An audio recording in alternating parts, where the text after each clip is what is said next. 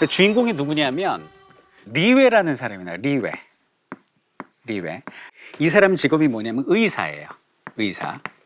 근데 리웨가 이제 자기 일을 마치고 병원 계단을 내려오는데 뭐가 있는 거야. 그 앞에 시커매요. 뭐지 하고 봤더니 쥐예요.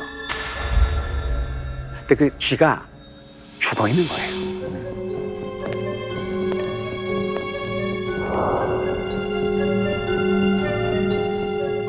병원 계단에 이게 말이 됩니까? 병원인데 수희 아저씨 미셸이라는 분이 있어요. 그분한테 이제 말씀을 드렸어요. 병원 바닥에 쥐 나왔어요. 그랬더니 이분이 에이 선생님 여기 쥐 없어요. 병원에 무슨 쥐가 있어요. 단호히 말씀드릴게요. 저희 병원엔 쥐 없습니다. 이렇게 얘기를 한 거예요. 그러면서 이제 집으로 왔어요. 집에 이제 올라가려고 하는데 그 계단이 있을 거 아닙니까? 그 계단에서 시커먼 그림자가 비쩍비쩍 되면서 오는 거예요. 봤더니 엄청나게 큰 쥐인데요. 근데 이 아이가 뱅글뱅글 돌더니 갑자기 시뻘건 피를 퍽 하고 토하더니 발딱 놓아주고 발발발발 떨기 시작하는 거예요.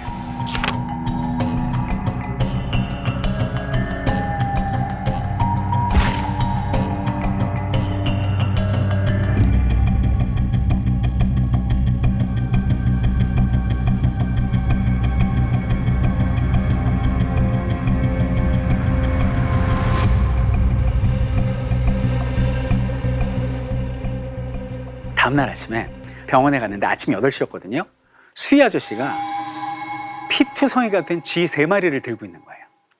선생님 말이 맞았어요.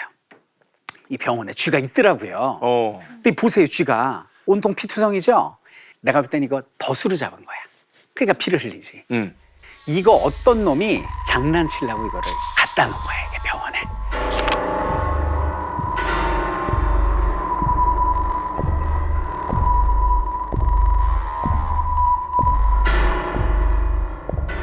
만약에 이게 어떤 문제가 있는 것이라면 주로 빈민들이 사는 쪽에서 더 문제가 생길 것 같아요. 이제 가난한 사람들이 사는 동네로 가는데 거기에 막 쓰레기 더미 위에 막 걸레 더미 위에 쥐들의 시신이 산더미처럼 쓰여져 있는 거예요. 이미 그 동네에는 쥐들이 피를 토하면서 죽어가는 게 이제 일상이 된 거죠. 야, 이거 무슨 일이 있는 건데? 그러면서 집에 들어왔더니 이제 사랑하는 아내가 있습니다. 근데 아내분이 아프세요. 너무 아파가지고 수백 킬로미터 떨어진 이제 요양소로 이제 떠나기로 한 거예요. 다음날 아침에 아내를 데리고 이제 기차역까지 바라다 줍니다. 그래서 아내한테 여보 건강해야 돼. 우리 꼭 다시 만나? 라고 얘기를 하는데 그 소리가 아내에게 전달되지 않습니다. 그리고 이제 아내를 보내고 기차역에서 나오는데 그 판사님을 만나요. 오통판사라고. 근데 아들 손을 잡고 다니는데 아들이 되게 이뻐요. 예쁜 애기, 조그만 애기를 잡고 오는데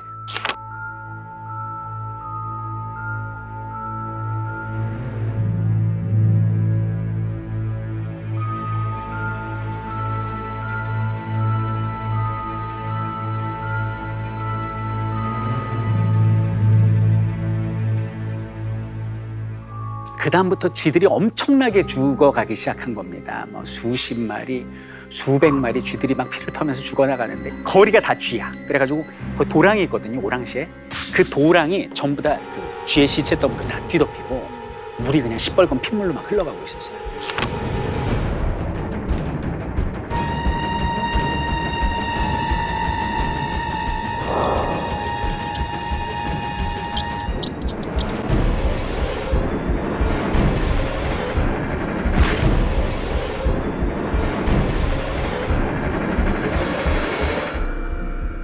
이게 왜 이러지? 막 신문에서 막 난리가 나고 그래고 쥐가 몇 마리까지 죽냐면 8,000마리까지 죽어. 거리가 다 쥐야. 근데 정부는 아무런 대책도 내놓지 않고 있었습니다. 그러던 어느 날 그 쥐들이 보이지 않게 됩니다. 그럼 현무 씨 생각하기에 어떤 마음이 들겠어요? 다행이다. 이적 씨? 다행이다. 이렇게 해야 되는데. 네. 죄송합니다. 다행이다. 근데 쥐들이 죽지 않아서 다행이라고 생각한 그때 리웨 앞에 이제 신부님이 나타나는데 파넬로 신부님이라고 동네 신부님이거든요. 또 어떤 노인을 이렇게 부축해 갖고 오는 거예요. 누구지 이렇게 봤더니 그 쥐 들고 있던 수희 아저씨 있죠. 그 아저씨가 이러면서 오는 거예요. 아저씨 왜 그러세요? 말이 안 나와요. 과로했나 봐요. 목이 부어요. 만졌더니 딱딱한 멍울이 잡혀있는 거예요. 멍울이. 그때부터 이 사람 사지가 붓고 마비가 오고 옆구리에 붉은 반점이 생깁니다. 갑자기 수혜 아저씨가 너무나 고통스럽게 몸을 떨면서 한마디를 외쳐요. 쥐들. 쥐.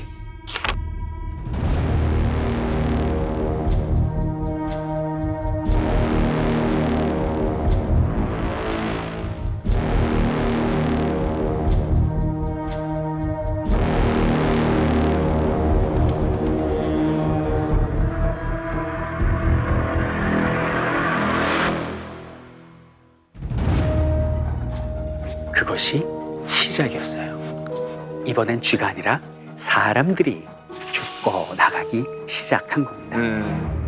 그 사람들이 계속 죽으니까 의사들이 모였어요. 이거 도대체 무슨 병일까? 그 고름을 분석했을 거 아닙니까? 의사들의 의견이 모여집니다. 이거 패스트다. 중세 유럽을 공포에 몰아넣었던 패스트가 우리 오랑시에 나타났다 이렇게 된 거예요. 그래갖고 이제 도청에 전화를 했어요. 그래서 공무원들하고 모여갖고 임시 보건회의를 주최를 한 거예요. 공무원들이 나한테 이거 뭡니까? 패스트인 것 같습니다. 네? 패스트? 지금까지 1억 명의 사람을 죽였던 패스트? 아니 그 패스트 없어졌잖아요. 그게 우리 오랑시에 왜 나타나마? 이거 우리 정부는 발표 못합니다. 사람들이 혼란해서 어떤 폭동이 일어날지도 모르는데 정부는 이거 관여 못해요. 이 국가가 초기 대응에 실패하는 전형적인 모습을 보여주게 됩니다. 근데 사람들이 이제 수십 명씩 죽어 나자빠지니까 이 큰일이 난 거예요. 어느 날 이제 정부에서 공문이 날라와요. 리웨한테.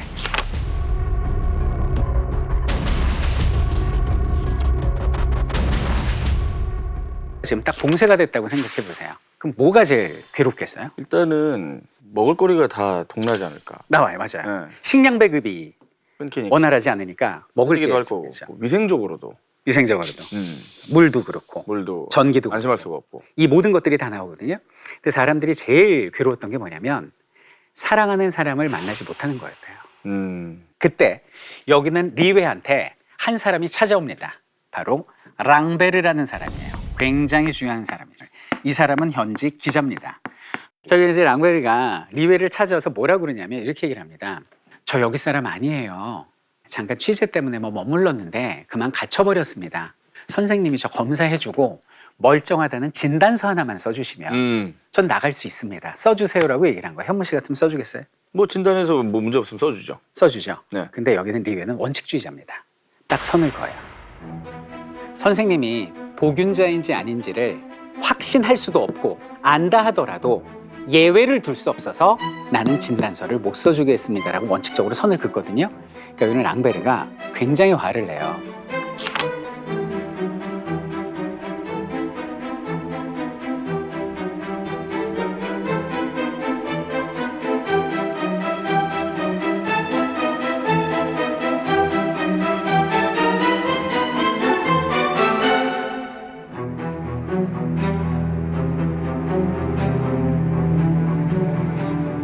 그리고 이제 사람들이 이제 죽어나가기 시작하는데 사망자가 3주 차에 302명, 5주 차에는 321명, 6주 차에는 345명. 끔찍한 곳에 갇혀서 귀양살이가 시작이 된 거죠. 사람들은 너무나 괴로웠어요.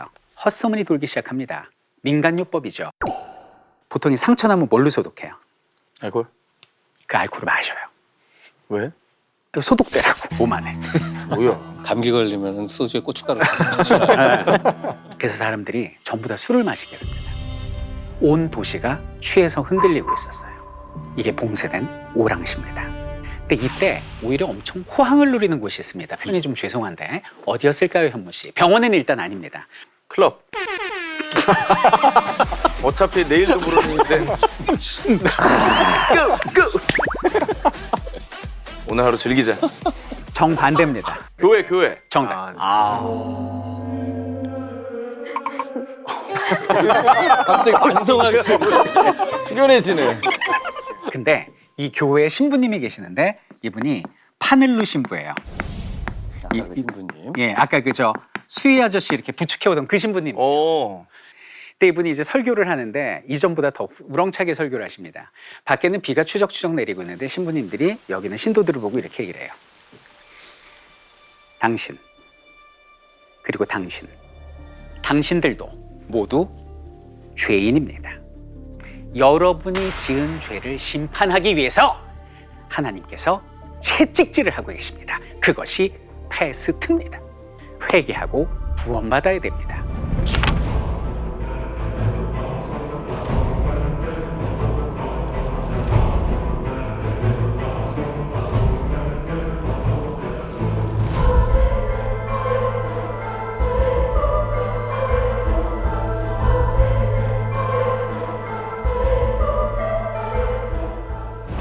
자, 이때 또 새로운 인물이 등장을 하는데 이 사람이 타루라는 사람이에요. 이 사람도 이제 외지인인데 여기는 랑베르 기자하고는 좀 다른 사람이에요. 이 타루가 뭐라고 얘기를 하냐? 선생님 지금 아무리 혼자 이리 뛰고 저리 뛰고 해봐도 이 사태 진정시킬 수 없어요. 내가 볼 땐 2주? 한 달 뒤면 이 사태 걷잡을 수 없습니다. 제가 민간인으로 보건대를 만들어 보겠습니다. 보건대가 무슨 대학교예요? 대는 아니고요. 무슨 간호대 뭐 이런 것처럼. 자원봉사. 자원봉사, 민방. 네.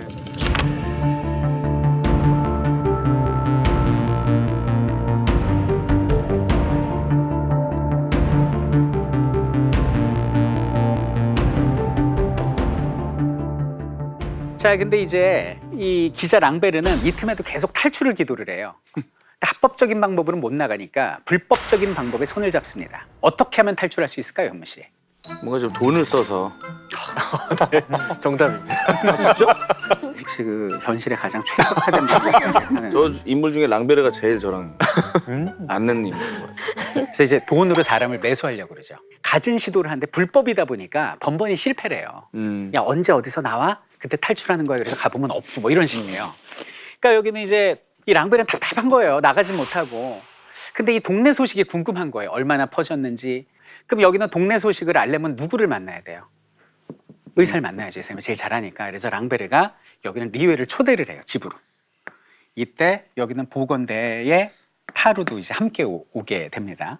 이때 이제 랑베르랑 얘기를 나누다가 보건대 얘기를 듣고 랑베르가 이렇게 얘기를 합니다. 영웅심에 불타고 계시네. 근데요, 저는 그 영웅 노래에 관심 없거든요. 내 인생의 철학이 뭔지 아세요? 사랑하는 사람을 사랑하다가 사랑하는 사람을 위해 죽는 것. 그게 내 소신이에요. 그러니까 리웨가 아무리 덤덤한 사람이라도 불쾌할 거 아니에요. 나는 뭐 이렇게 살고 싶어서 하는 거예요. 리웨가 그렇게 얘기를 해요. 저 영웅 아니거든요. 제 믿음은 패스트와 싸워 이길 수 있는 우리의 무기는 유일하게 성실성이라고 생각해요. 각자 맡은 바 임무에 최선을 다하는 거. 난 의사기 때문에 그저 제 일에 최선을 다하는 거고 이게 바로 패스트와의 전쟁에서 승리하는 유일한 길이라고 생각해요. 그리고 그냥 자리에서 일어나. 그러니까 타루가 같이 가요. 그러면서 타루가 여는 랑베르한테 한마디 합니다. 여봐요, 기자 양반. 말씀 그 해도 참 너무 심하게 하시네. 리웨 선생 아내가 수백 킬로미터 밖에 요양소에 이미 나가서 생리배를 해 있다는 거 당신 아냐고. 이러고 타루가 나가요. 그리고 다음 날 리웨한테 한 통의 전화가 옵니다. 여보세요?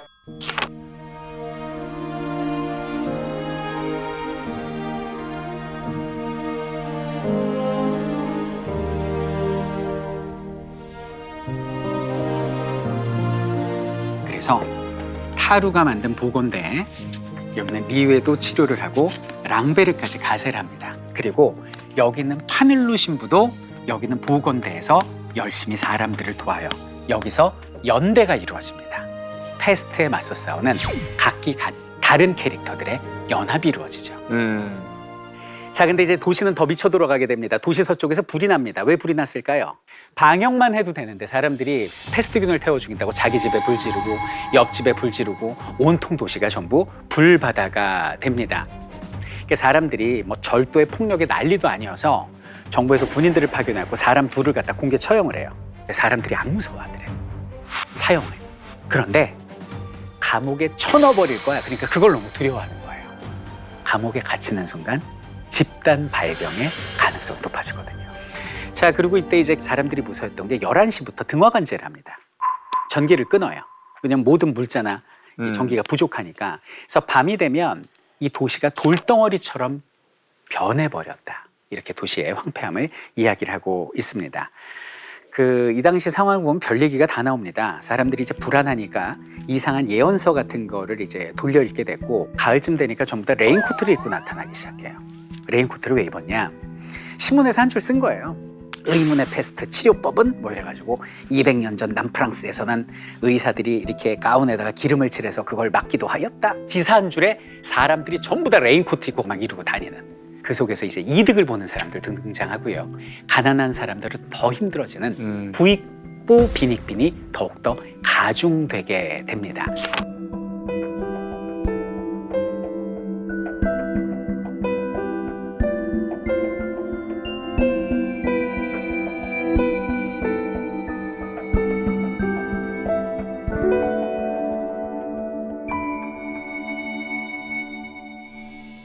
자, 이제 랑베르가 드디어 이제 탈출하게 된 거예요.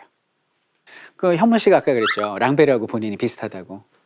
그럼 이제 탈출할 기회가 왔습니다. 그럼 바로 가겠어요? 아니면 지금까지 함께 고생한 뭐 설민석, 이적, 뭐 윤소 이런 동지들 인사는 하고 가겠어요? 솔직하게. 솔직하게? 네. 그냥 튀죠. 나중에 편지하면 되니까. 일단 간 다음에 연락을. 랑베르는 작별 인사만 하고 가려고 와요. 그러니까 리웨가 잘 됐네요. 지금까지 도와줘서 감사해요. 라고 얘기를 합니다. 정이 좀 들었네. 아, 그렇죠. 동지의식이 생긴 거죠. 그래서 랑베르가 한동안 말을 못해요. 그러다 이렇게 이야기를 합니다. 선생님, 저 떠나지 않겠습니다. 여러분과 함께 하겠습니다. 이렇게 얘기를 해요.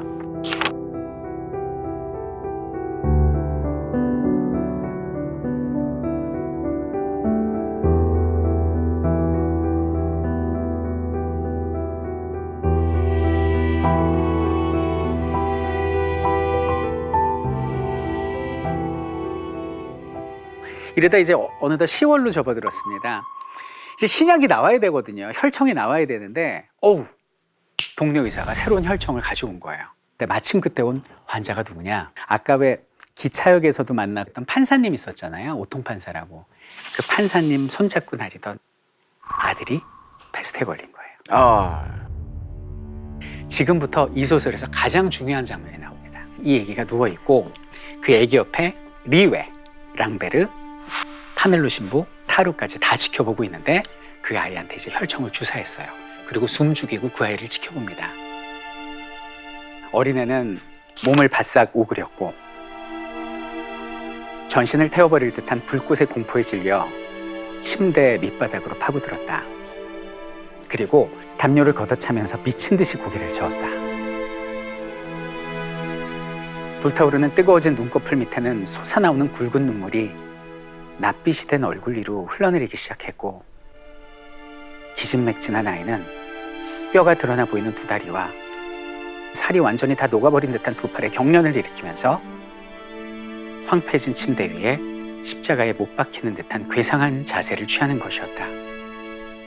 이때 여기 있는 신부님이 무릎을 꿇어요. 그리고 아이의 손을 잡고 기도를 합니다. 이 아이를 제발 살려주소서.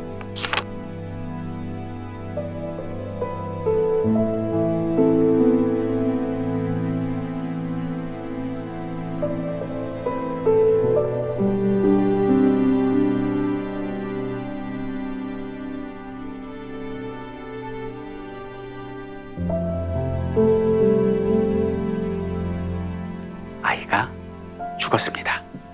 모두 말을 잃었어요. 지금까지 죽는 모든 사람을 봤지만 그것도 어린아이가 죽어가는 모습을 처음부터 끝까지 지켜본 건 처음이었거든요. 이 사람들 여기서 다 그냥 충격을 받습니다. 그리고 여기는 리웨 의사가 파넬로 신부랑 얘기를 해요. 신부님, 패스트가 죄 지은 인간한테 내리는 하나님의 형벌이라면서요. 신부님, 이 아이한테 무슨 죄가 있죠? 어린애들마저도 주리를 틀도록 창조해 놓은 것이 하나님의 세상이라면 나는 그 세상 죽어서도 거부하겠습니다. 그러니까 파넬로가 거기에 대해서 대답을 못해요. 그리고 얼마 뒤 신부는 하나님 곁으로 떠나갑니다. 자, 이렇게 겨울이 찾아옵니다. 그러나 여기는 병세는 멈출 줄을 몰랐어요. 근데 어느 날 4명의 환자가 열이 내리기 시작한 거예요. 그리고 더 놀라운 게 뭔지 아세요? 도시에 다시 쥐들이 나타나기 시작했습니다. 쥐들이 이렇게 반갑기는 처음이에요. 쥐들이 찍찍찍찍찍찍 대면서 건강하게 뛰어다니고 그 쥐를 쫓아서 고양이까지 냐옹 그러면서 뛰쳐나오기 시작했죠. 패스트가 사라지고 있어요.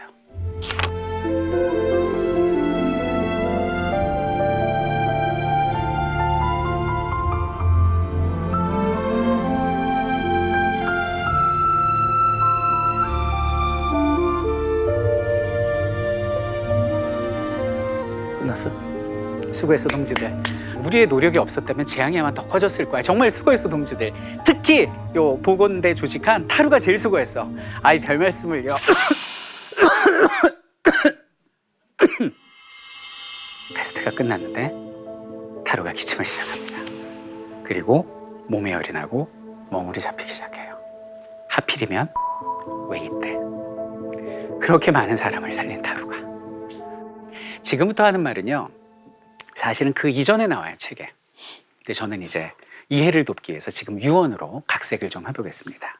타루, 이 지역 사람도 아닌 네가 그렇게 이 지역 사람들을 위해 싸웠니? 라고 얘기하니 타루가 말하는 것이, 선생님, 저는 원래 어렸을 때 그 부족할 것 없는 검사 아버지 밑에서 자랐어요. 저는 아버지를 존경했어요. 근데 어느 날 아버지가 저를 재판장에 초대했어요. 와서 아버지 하는 일 보라고. 신이 나서 갔거든요. 근데 그때 저는 엄청난 충격을 받았어요. 아버지가 불쌍해 보이는 피고에게 사형을 구형하는 장면이었어요. 아버지가 신인가요? 제 눈에 아버지는 검사가 아니라 살인자였어요. 너무 무서웠어요. 그래서 제가 집을 나왔어요. 방황하고 다니다가 오랑시에 정착했어요. 그런데 시가 폐쇄되고 패스트가 등장했다는 소리 들은 거예요. 나는 우리 아버지가 사람들에게 사형을 구형할 때 그걸 막지 못했지만 이 패스트의 사형 구형에서 사람들을 살리고 싶었어요. 라는 말을 남기고 끊임없는 고통 속에서 의연하게 참고 견디다가 하나님 곁으로 떠나갑니다. 타루가 죽고 얼마 뒤 연락이 옵니다. 아내가 병마와 싸우다가 요양원에서 죽었습니다. 마지막에 그 리웨의 대사가 나오는데 이런 메시지를 남깁니다. 도시가 온통 환희의 외침에 둘러싸여 있는데 나는 이 환희가 항상 위협받고 있다는 사실을 상기하고 있다. 이 기쁨에 들떠있는 군중이 모르는 사실, 즉 패스트균은 결코 죽거나 소멸하지 않고 꾸준히 살아남았다가 언젠가는 인간들에게 불행의 교훈을 가져다 주기 위해서 또다시 저 쥐들을 흔들어서 깨워서 죽게 할 날이 온다는 것을 나는 알고 있기 때문이다. 책에서는 패스트를 소재로 했지만 이거는 전쟁일 수도 있고요, 지진일 수도 있고요, 평온하게 사는 인간 세상을 언제든지 습격할 수 있는 재앙인 거예요. 근데 이것이 우리에게 던지는 메시지는 무엇인가? 바로 어떤 재앙이 우리를 위협할지라도 인간들의 연대, 희망을 잃지 않는 그들의 연합이 그 재앙을 뛰어넘을 수 있다라고 저자는 우리에게 이야기를 하고 있습니다.